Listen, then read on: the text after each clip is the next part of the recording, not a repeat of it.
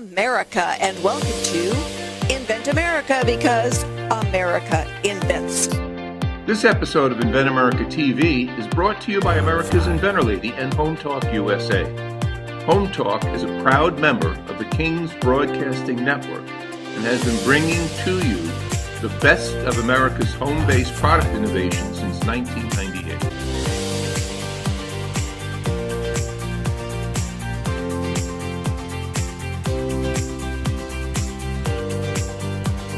This segment of Invent America TV is brought to you by the law offices of R.P. Baraska. RPB law offices have been bringing corporate-level legal expertise to the independent inventor community for more than 20 years. For all your inventing legal needs, trust rpblawoffices.com.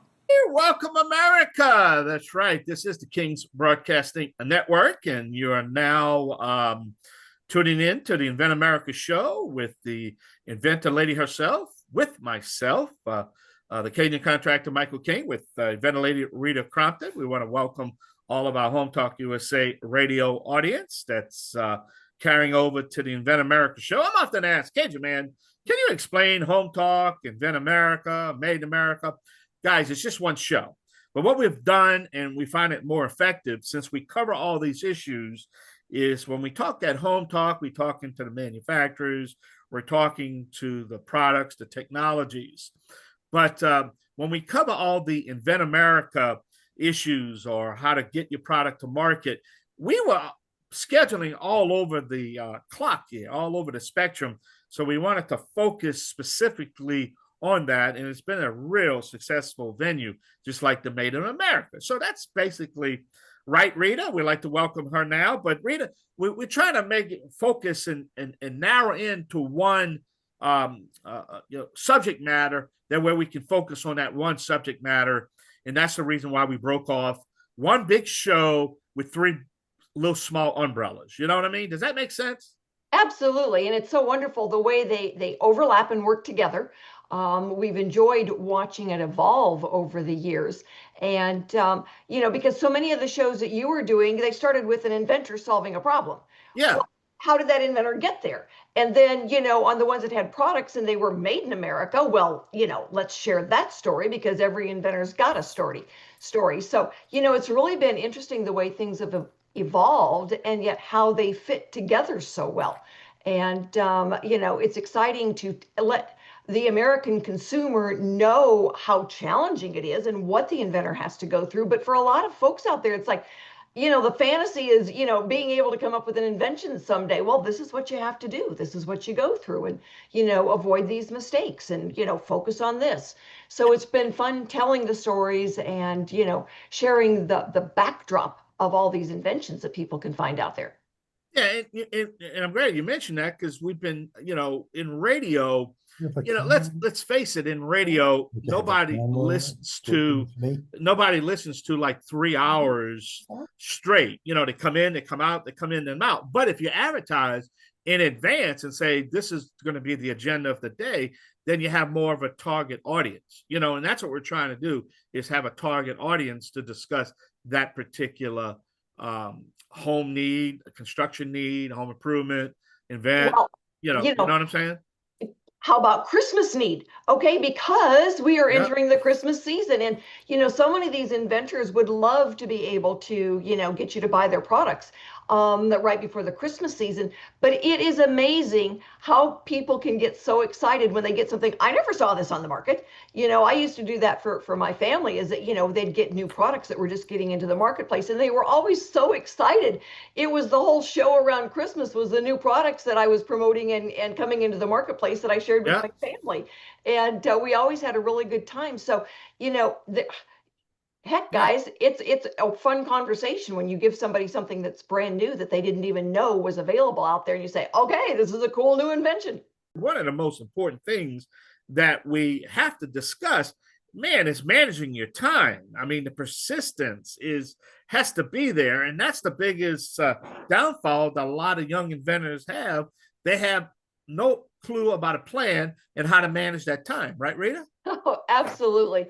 And life gets in the way for all of us. I mean, a year ago, we had a hurricane coming through here, and, pull yourself up, you brush yourself off, you get back on track. And I tell inventors, it's like everybody's got time issues. That is the one thing we've never learned how to invent more of. Once the time is gone, it's gone. You can always make more money, can't make more time yet. So we look at then, how do we manage that mess called life that gets in the way? Well, you brush yourself off and you get back on track. And for a lot of inventors, they sign up to go to a trade show. I know Deb she's going to be a guest. She's already signed up to go on to the show that's coming up. And it helps keep them on track because they've got a deadline. And a lot of times that deadline is like, I'm going to go to the Inventors Roundtable meeting because Rita's going to ask me, what have I done since I was there last? And I need to know that I've got to have an answer for her. Time frames, deadlines, that all helps to keep our inventors on track and moving forward. And that's what we want to do. We want to be able to offer kind of a framework of time so that, the inventors would say, well, I was working on this and now I found one out there that's just like it. We had some inventors that did that just in the last couple of weeks and they were so upset. It's like, because you didn't file your intellectual property, you're behind now, and they beat you. We had one that was 2 days. It was like 2 days of the filing dates on their patents, and they were just heartsick. And, it happens, but time is not your friend when it comes to inventing. It's just not. No, it's not. And timing is everything, to be honest with you. You have different sorts of timing, Oh, yeah. Like I say, success occurs when opportunity meets preparation. That's just the bottom line. It goes back a long way. Opportunity must be preparation. And how many times you might have that opportunity, and we've discussed this, but you're just not prepared, or you prepared, man, you're ready to go. The timing's just not right. And then and that makes a huge difference. I mean, there's inventors who will come up with an idea, they file their intellectual property, but the technology is not there yet to make it at a price the consumer will pay. And then, 10, 15 years later, now technology catches up. Now they can finally make it at a price the consumer will pay. But now the patent is almost expired. So staying on top of things, and a lot of inventors, man, they really watch that technology and how it relates to their patent. And so they will, sometimes they keep filing stuff. Sometimes, they'll add new technology to it and new filings to what they've already filed. But boy, you've got to watch it. And I always say that managing time is persistence. You've got to say, this is important to me, and I am going to be persistent with it. Yeah, you're right. But man, tell us a little bit about the show today. We only got about a couple of minutes left. So, well, Carroll is going to be on, and he's one of those that he's been working on this for 10 years. So time is really an issue for him. But technology now is caught up to it. And fortunately for him, he can still, his intellectual property is fairly recent. So he's good to go on that. And Deb is out there with a new pet product. And she will be going to ASD Market Week. She's been manufacturing. So she's stayed on top of this. I've had, like I said, I was sharing the story with a couple that had done some work on something, and it just, got away from them because they weren't paying attention. And another gentleman this morning, he, was talking all about the research, and he's got his business plan. It's like, I don't want to see a business plan. I want to know, did you do a search and did you get some intellectual property filed? Because that's what we have to work with. And so we do pay attention to time. And then Don Skaggs is our industry expert. He's been working with inventors for 2 decades, like I have. He's got his own products out there. So he has watched time slip away from inventors, and he's going to have some good insights for us. And inventors are still dealing with the fact that consumer is God when it comes to pricing. And there are things, it's like when we did the flagpole a few years ago, it was going to be $175 to do that flagpole in America. Yeah. All right. When we did it overseas, okay, $6.75. And okay, that was sent already boxed, packaged, and in a pallet to her driveway, as opposed to a bunch of poles falling out of a big cargo box. Now we're going to take a short break. This is Invent America Show. This is Cajun contractor Michael King with the Inventor Lady herself, Rita Crompton. We'll be right back. Yay! I'll come back now. You hear? This segment of Invent America TV is brought to you by SearchQuest Patent Search. SearchQuest provides for a comprehensive patent search that searches the entire world and not just the U.S. Patent Office. Make sure that before you spend those big bucks having a patent written, you've done your due diligence by getting a comprehensive patent search.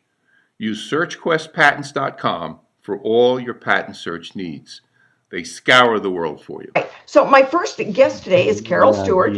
Carroll invented HVAC Hero. So Carroll, tell everybody, what is HVAC Hero?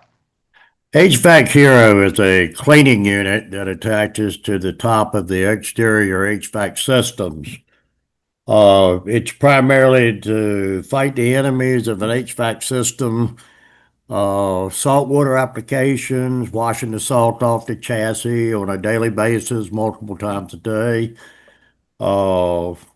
heavy snow areas where units tend to ice up, things of that nature. De-icer could actually be mixed with it in a cleaning situation. It's primarily to lengthen the life of the chassis and the unit itself from corrosion. We had EPA looked at it approximately 18 years ago, quite a while. And they said at that time that they felt the cleaning of the unit, the way we had projected, would save the unit by 5 to 7 years of corrosion, which in turn also would be less freon escaping from surfaces and so forth to the ozone. So they felt like that if and when the product was complete and in the market, it would be a green product. Well, would you hurry up, please? All right, so we just got done hearing the fact that you've been working on this for a while. So tell us about, you've been fighting time for years. All right, what's the story? I invented the unit years ago for a friend of mine that had a situation at the ocean where he was tired of replacing units all the time. I tried many, many times to get different attorneys to handle things as far as getting me a patent on the product. And I ran into every brick wall imaginable because they didn't see the product. All they saw was an idea. And they classified what I had built as not an actual product. So I eventually found a company, which I'd rather not mention, that supposedly was helping me with my patent.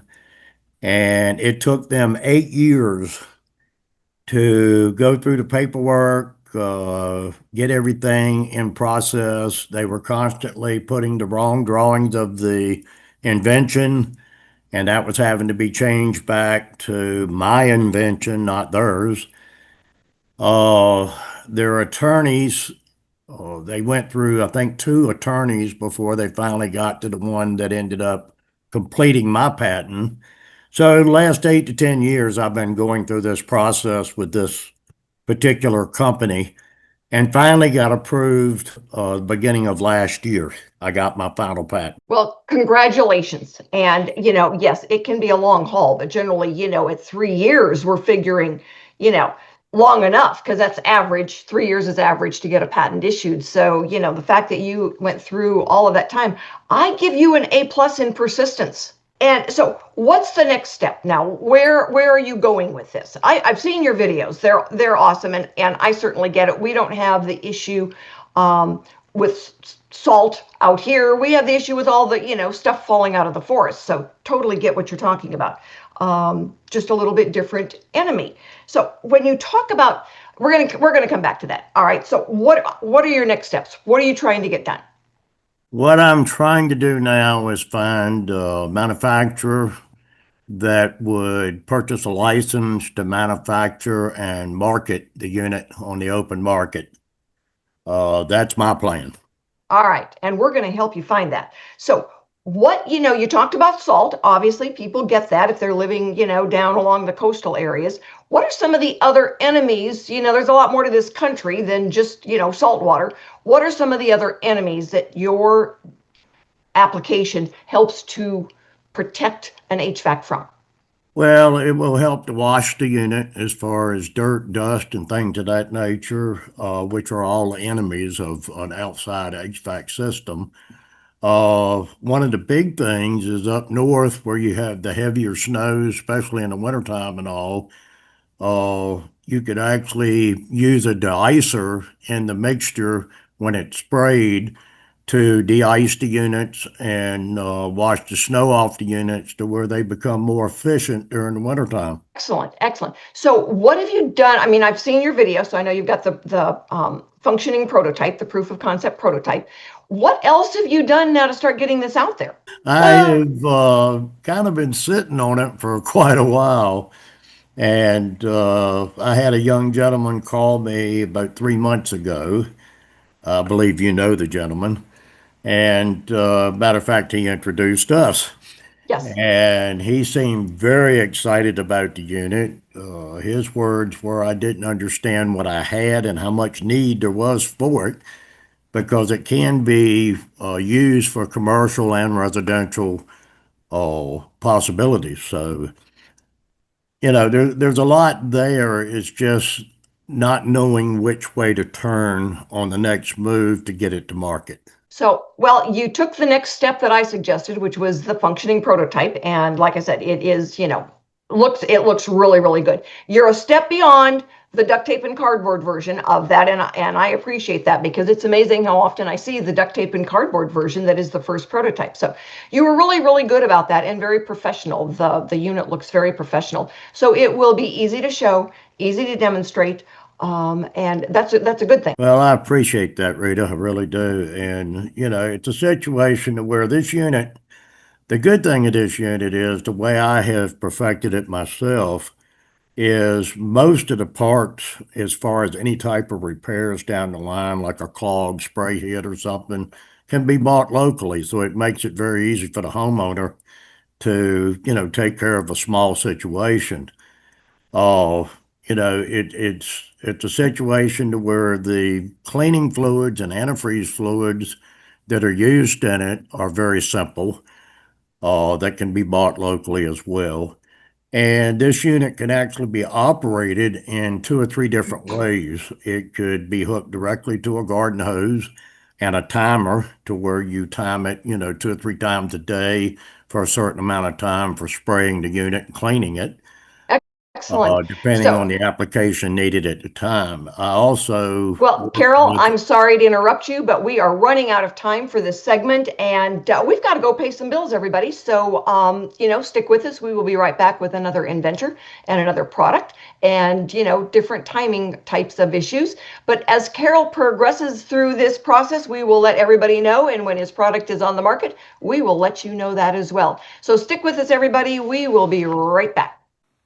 If you're an inventor or you know an inventor out there who would just like to be able to have a conversation with other inventors, join the Inventors Roundtable.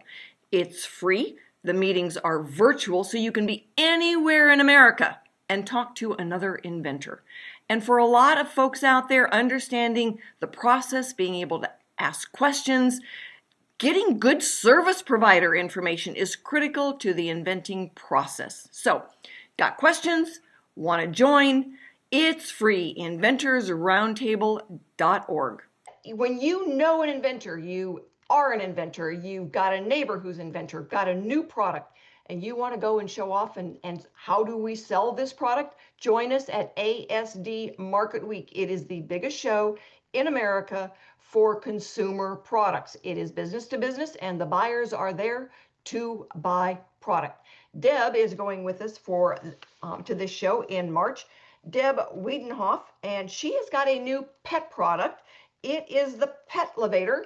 And Deb, thanks for being with us today. Tell everybody, what did you invent and why? Okay, well, Rita, thanks for having me on. The Pet-Levator solves the dilemma of having a small pet on your lap, on your keyboard, and in your face while you're trying to work. And if, for example, every little kitten that I have ever seen wants to climb all over you. They climb up your leg, they climb up your arm, they get on your shoulders. But to balance a little critter on your shoulders, you're going to be hunched over. You're going to expose your neck, back, and shoulders to scratches. So the Pet-Levator solves this problem. It allows you to stand up straight or sit up straight, and it also allows your hands to remain free so you continue to work either on your computer or in the kitchen. It more than doubles the shoulder space available for your little critter, And that allows for the stability, comfort, and safety of that little guy. You know, pets like being up close to their people, and they like snuggling around their people. And I've even had one cat that learned how to use the Pet-Levator by watching the other cat. And then some of my customers have even said they want their cat to become a shoulder cat. They wanted to train their cat to be a shoulder cat, and they have successfully done that. So there's a lot of uses for the Pet-Levator. Well, Currently, I've seen people that have had, a parrot on their shoulder, and that can get yucky. How much better would it be if they had Pet-Levator and so they could wash the covering? I have seen people that have had little dogs. I mean, we don't think necessarily about dogs, but yeah, some of those little ones, they're up close and personal, and now they can just, relax and love on you.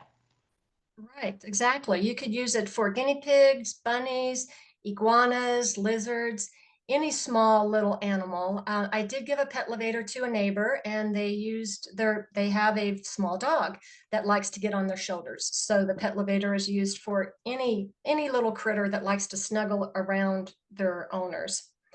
Absolutely. I have 3 patents, one design patent that expires in 2036, and 2 utility patents that expire in 2037. So that gives you a big picture overview of the Pet-Levator.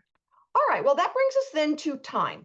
All right, how long have you been working on the product, and how has time hurt you or helped you? So it was Thanksgiving Day 2016 when I developed the first successful working prototype. I had found Bronco the cat that same year.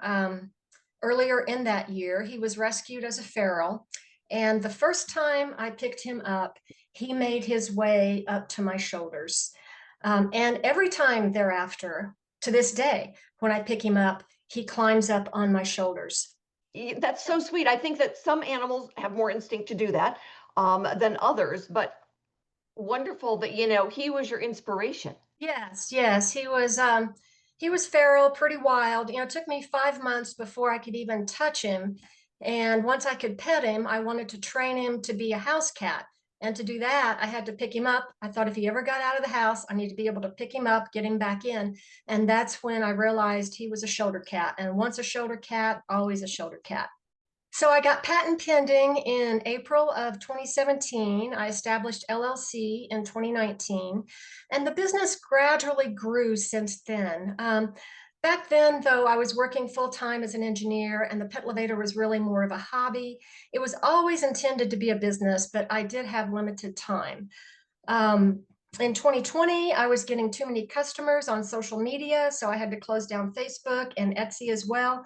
I did keep my website open, and to this day, that's the only place that the Pet-Levator is available is on my website. So that's my whole marketing plan. What's your goal? What are you trying to accomplish? Okay, so my ultimate goal is to, even though I love providing this Pet-Levator to my customers, I've had over 335 customers. I've shipped to 11 countries. So I've had a successful test market at this point, and I've finalized and stabilized the design. So I'm pretty confident I've got a good product here that people need. But I do need help with manufacturing and marketing. I would like to find a licensee. I've got other inventions that I want to move on to. Gen Zs and millennials, they're having fur babies instead of human babies. So there is a big need for pet products, and every little kitten that climbs all over you deserves a Pet-Levator, and that's a lot of kitty cash. So elevate your pet with the Pet-Levator brand Pet Perch. There you go. And do you still have some inventory that people can go and purchase? Yes, I do. I expect in the months of November and December to double all the sales that I've had the year so far. At least that's what happened last year. So yes, I'm ready for the Christmas season. Well, and I was just going to say, and it's Christmas season out there, everybody. So if you know somebody with a kitty cat that likes to climb up and lay around their neck, help them out by getting the Pet-Levator. And, Deb, give us your website so people know where to go to find you. Yes, it's shouldercats are the letter R us.com. And we will have links on our website so that you can go and find her more easily. And like I said, she is going to be going to ASD Market Week with us, see if we can find a licensee out there. And so that product is going to be on our websites, all of them. And, you know, everybody, you know, an inventor out there that should be going to sell their product, have them get in touch now. We are changing out all the logos so that we can advertise the new products going with us. And Stephanie Beringhala, our VP of Buyer Relations, she will take Deb's product out to any of the pet buyers that will be there and do early marketing for us. And we are always grateful for that.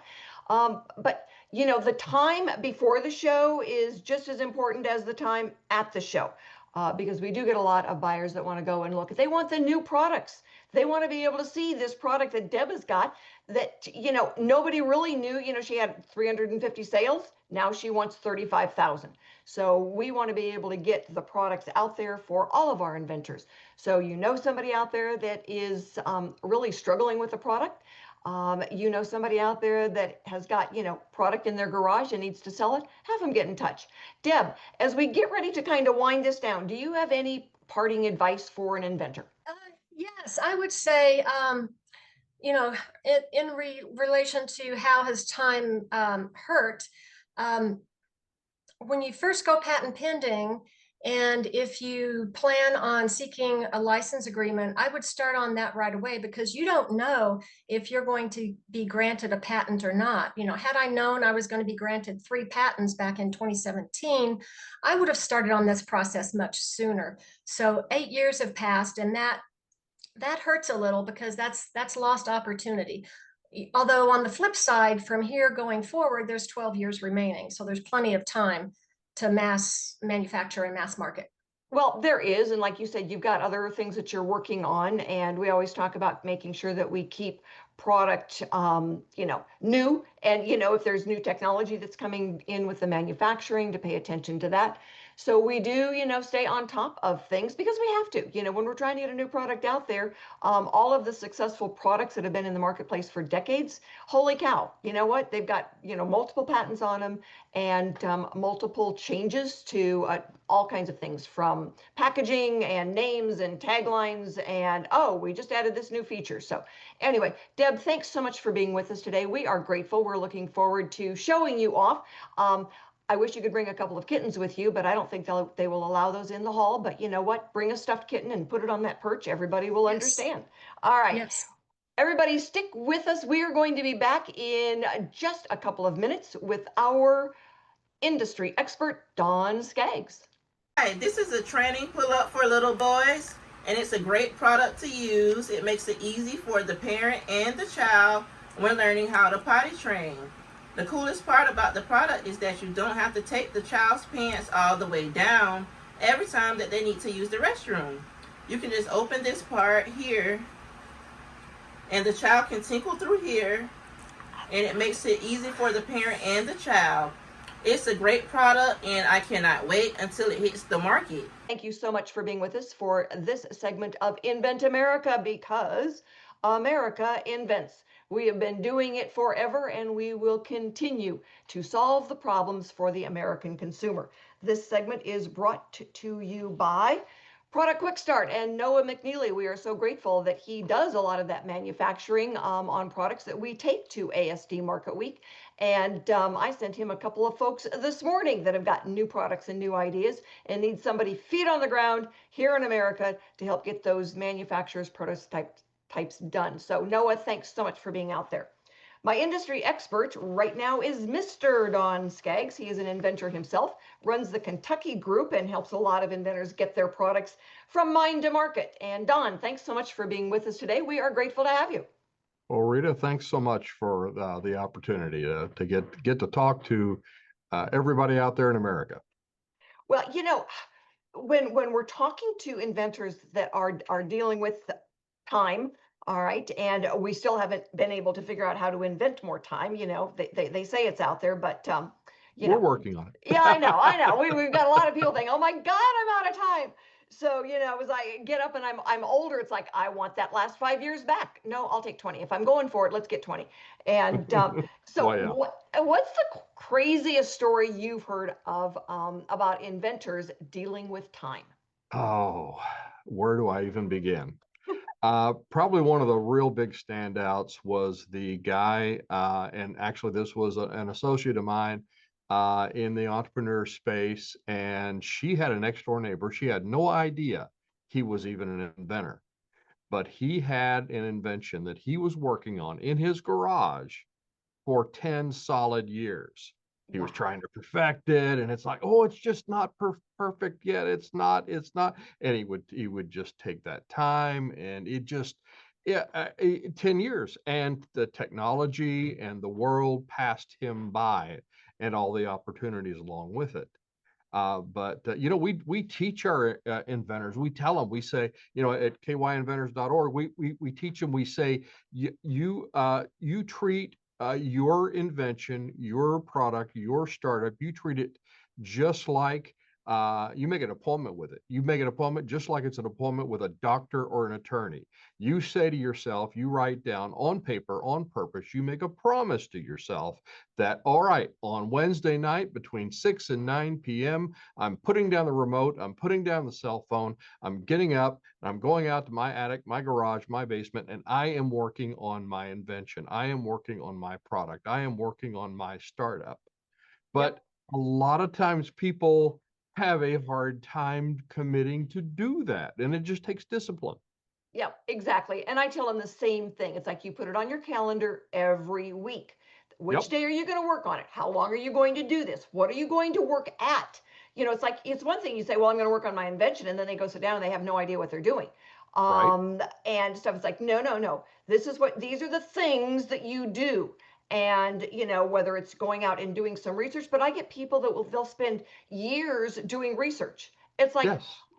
you know, you go out and you look for it, you don't find it, you get your provisional patent filed, you go out, you do a prototype, and then you have somebody start taking a look at it. And I used to have a gentleman when we lived in Denver that would actually go with the inventor. We would sit down, would have coffee, and he'd say, okay, I see this one on the top shelf at Lowe's. I've seen this one online here. Go look for it here. It's like, no, no, this is a good one. This is what you want to work on. And, you know, that inventor, he still gets views and stuff. And that's been Yeah. 10, 12 years ago Yeah, on this we new we call product. it getting trapped in the town of Tinkerville. So, you know, it's population one, you, and you're trapped and you can't, it's like a Twilight Zone episode almost. You're trapped in this little town and you can't get out because you're tinkering and tinkering and tinkering. Yeah.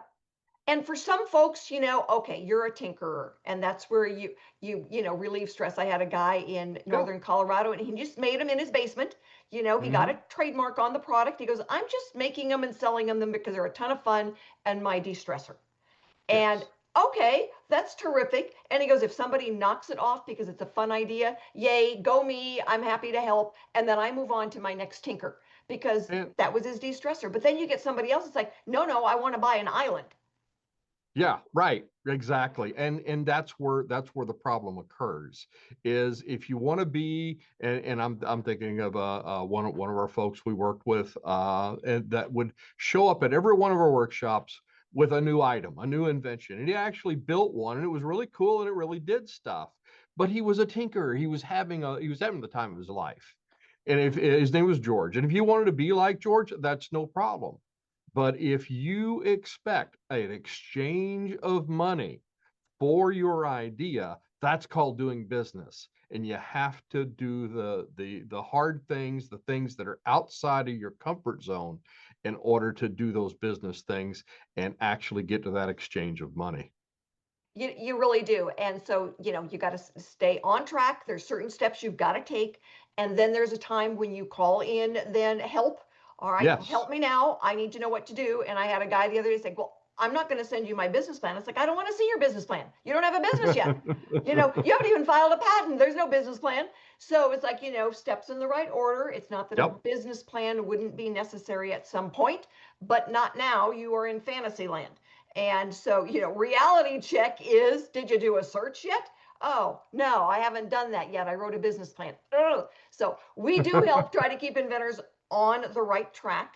if they get to the point where they don't want to tinker anymore and, live in a fairy tale, they actually want to be able to sell their product, get it out there into the marketplace and have buyers. Exactly. So anyway, Exactly. that's, that's part of the fun when we get to talk to them. And then sometimes they're so serious, Oh, I know. and stuff about the fact that, oh, my grandson invented these. Oh, very cool. Did you file a patent on it? No, but it was his idea and they took it. It's like, I'm really not sure that one's going to qualify that, because you still can't see inside his head. And smart grandson, but that's kind of the way it goes. Dawn, thanks so much for being with us today. I know that we will have you back on because you work so much with inventors and it's so much fun to visit with you. Everyone, if you know an inventor, if you are an inventor, you want to be an inventor. All right, get in touch with one of us because we're going to help keep you on track. We're going to answer your questions and we are going to help you not make the big mistakes. And Dawn, I'm going to have you back on in a couple of weeks because we're talking about big mistakes and there are a ton of them out there. So thanks everyone for joining us today. We will be back next week with more stories on getting products from mind to market. We will have new inventors and industry experts. So join us and have a wonderful week.